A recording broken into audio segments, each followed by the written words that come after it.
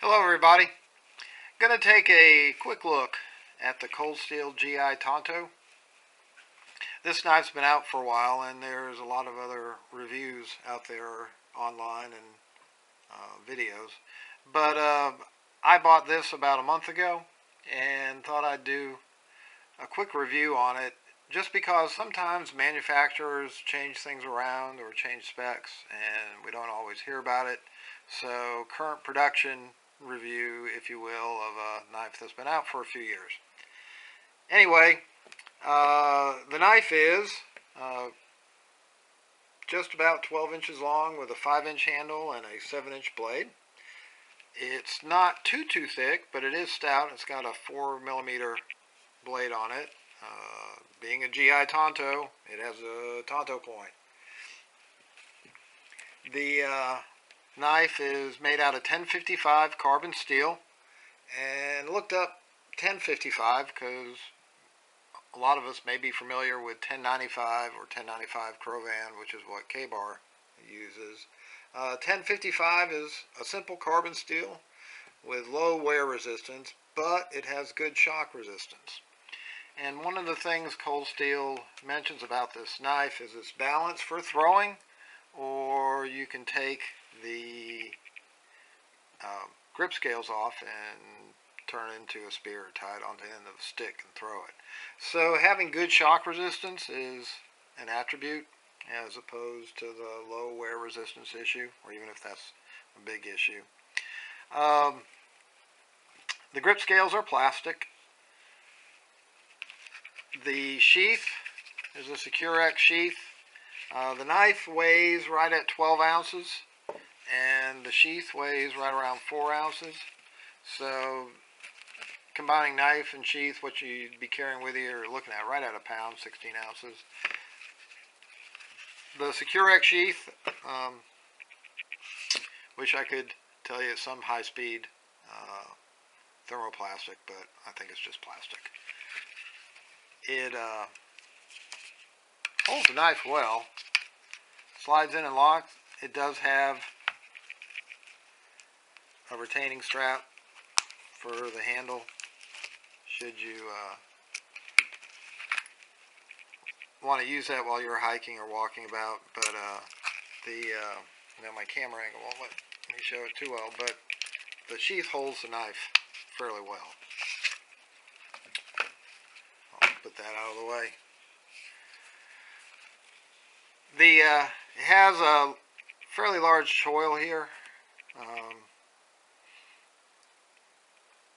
Also has quillions, top and bottoms, hand guards. Some of this, I'll go into a little bit of the criticisms on the knife, and then I'll balance it out in just a moment. A lot of people don't like this top quillion or hand guard because for an over-the-top grip with your thumb, it gets in the way, pokes into your hand.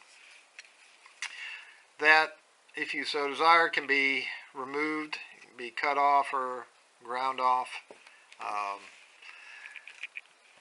But on this knife, it's a $20 knife, or to be more exact, $20.12 on Amazon as of this morning.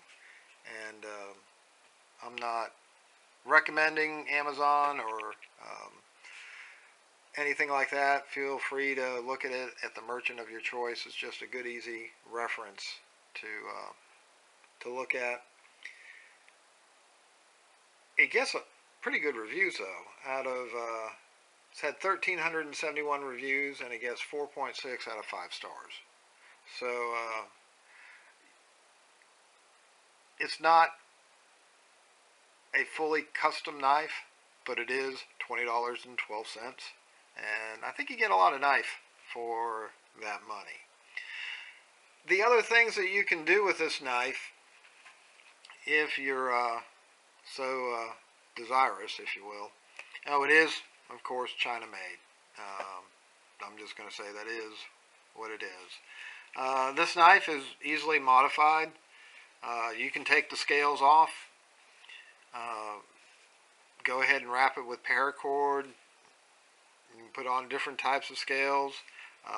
If you're handy, with a soldering iron, you could probably stipple this. That's one of the other complaints, is the handle, the grip scales when they get wet, they are a little slippery.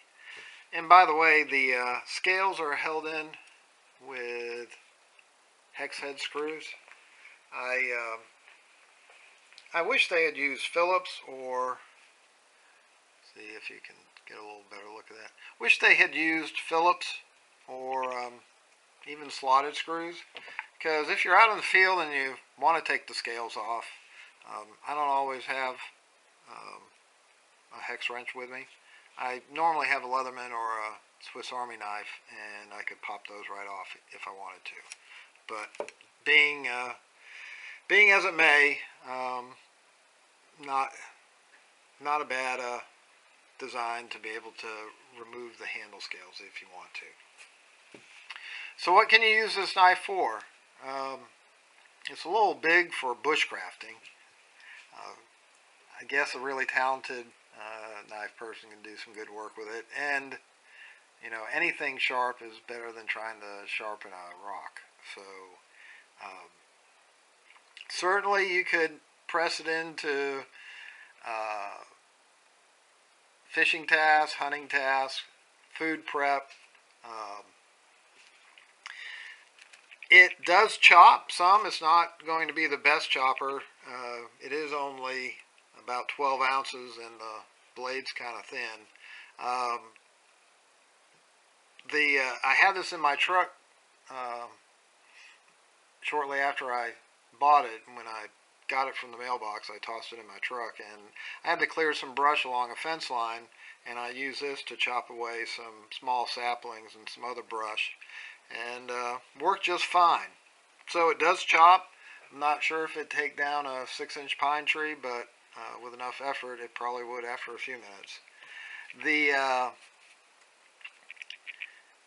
other thing I get a kick out of sometimes listening to different reviews about knives, and it's like, good to have in your bug out bag.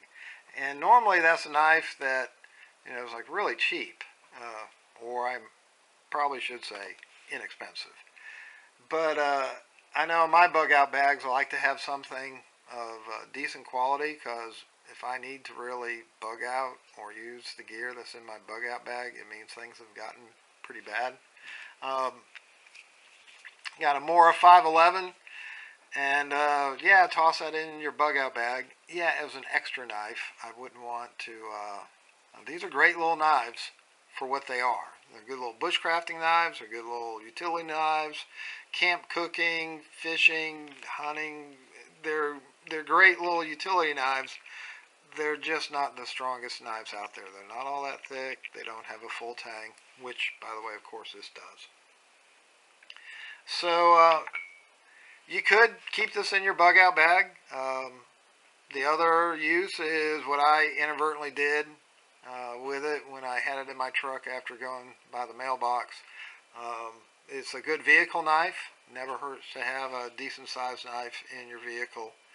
The other thing is a toolbox knife. Never can tell when you might have a task where a knife this size could be handy when you're working on something or even prying at something. So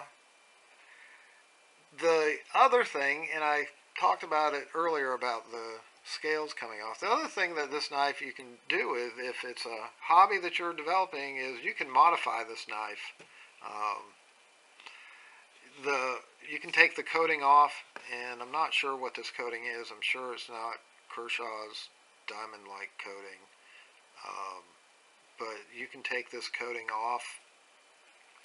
You could then do whatever you want to do with it. Duracoat it, Cerakote it, blue it, use vinegar, spray paint it, make whatever modifications you want. You can take the scales off and modify those if you want to, or there's even other scales out there that you can put on. So if you want to customize your knife and you want to develop that skill set, it might be better to practice on a $20.12 knife from Amazon than I have a K-bar, a fighting knife. This is an older model, but these are running about 60, 65 now, I think. So if that's something you want to do, that this is another good use for that knife, is that you can personalize it and not get real worried if you make a tragic mistake. So anyway, that's just a quick look at a knife that's been around for a little bit. Oh, by the way, I happen to use brightly colored lanyards on dark knives, just because I'm getting old, and you'd be surprised when you set something down, especially in the woods. Um, Sometimes I lose track of things, and black knife and on the ground near leaves or next to a tree trunk kind of goes invisible on me, and keeping a piece of brightly colored paracord helps me out. So maybe maybe for the next review I'll get some really tactical type of paracord, but that's what that's on there for. In addition to being just a lanyard to put my hand through when I'm working with the knife. Anyway, thanks for watching, and always check your six.